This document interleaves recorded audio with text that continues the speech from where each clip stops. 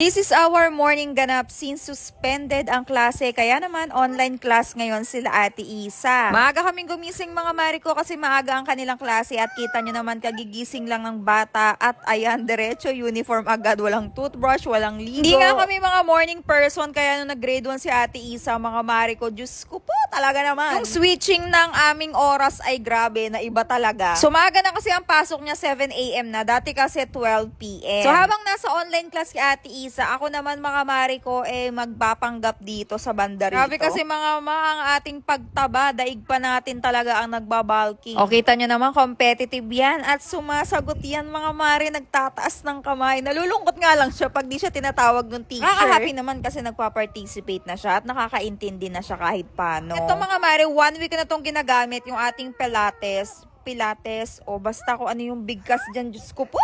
So kasi mga Mari, hindi ako makapag-gym.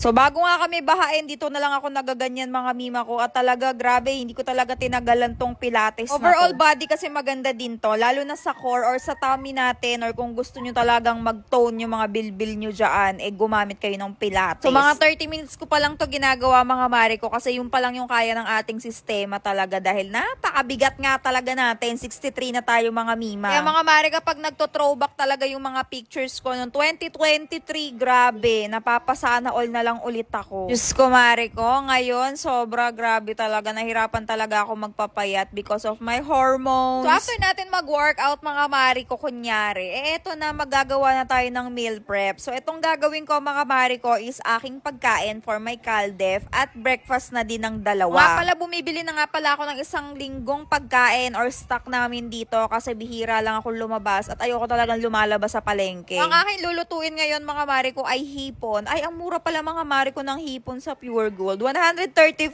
13 pieces na siya.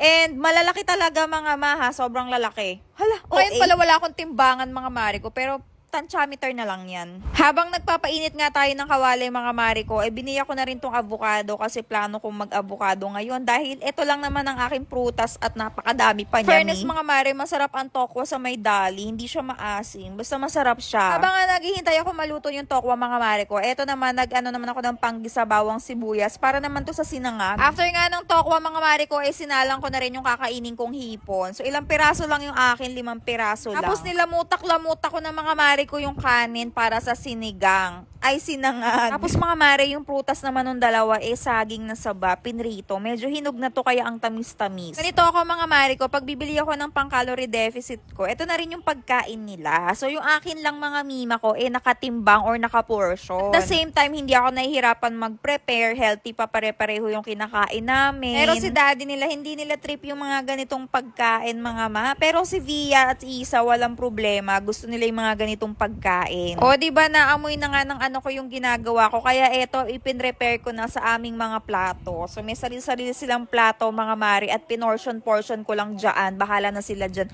kung ano kakainin nila. Tapos, yung pinakagulay lang namin, yung mixed veggies na hinalo ko sa kanin. So, ito yung sinasabi ko sa inyo na pinoportion ko lang yung aking pagkain. So, half rice or half cup lang yung ating kakainin. Kaya natapos na tayo mag-prepare, kaya kakain na kami, mga Mari. At hanggang dito na lang ang ating for today's video. Bye-bye! Keep safe, everyone!